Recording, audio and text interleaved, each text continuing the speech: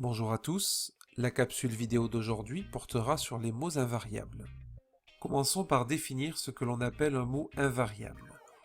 Un mot invariable est un mot qui n'a ni genre, ni nombre. En français, ces mots invariables sont regroupés en 4 grandes catégories: les adverbes, les prépositions, les conjonctions de coordination et les conjonctions de subordination. Nous allons aborder chacune de ces catégories et voir ensemble quelques exemples. Commençons par les adverbes. Les adverbes complètent ou modifient le sens d'un mot. Ainsi, dans l'exemple suivant, tu écris bien, l'adverbe bien complète le verbe écrit. Dans la phrase « Elle est très contente », l'adverbe très complète l'adjectif contente. Enfin, dans la phrase « Ils viennent assez souvent », l'adverbe assez va compléter l'adverbe souvent. Les prépositions ont un rôle différent des adverbes, mais elles sont également invariables. Le rôle d'une préposition est d'introduire un mot ou un groupe de mots compléments. On reconnaît facilement les prépositions car elles sont généralement des petits mots assez courts. À, dans, pour, par, en, vers, avec, de, sans, sous sont quelques exemples, mais il en existe bien d'autres. Voyons maintenant un exemple de phrase contenant des prépositions.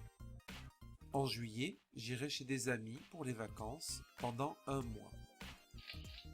Cette phrase contient les prépositions en, chez, pour et pendant.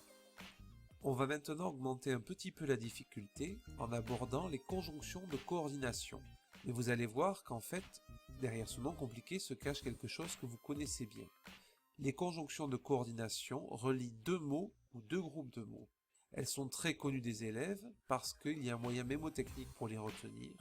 Les conjonctions de coordination sont les mots mais, ou, et, donc, or, ni, car. Mais, ou et donc, or, ni, car. Elles sont donc assez simples à retenir et à reconnaître, et dans l'exemple suivant, le temps est sec et chaud, on reconnaîtra la conjonction de coordination et. Enfin, un petit peu plus compliqué encore, nous allons aborder les conjonctions de subordination. Les conjonctions de subordination sont invariables et elles introduisent des propositions subordonnées conjonctives, c'est-à-dire des propositions qui servent à compléter la proposition principale d'une phrase. Parmi ces conjonctions de subordination, on retrouvera bien sûr le mot que, mais également quand, lorsque, puisque, comme, quoique, et tout un tas d'autres conjonctions de subordination. Voici un exemple de phrase où l'on retrouve des conjonctions de subordination. J'espère que tu viendras me voir quand tu auras fini.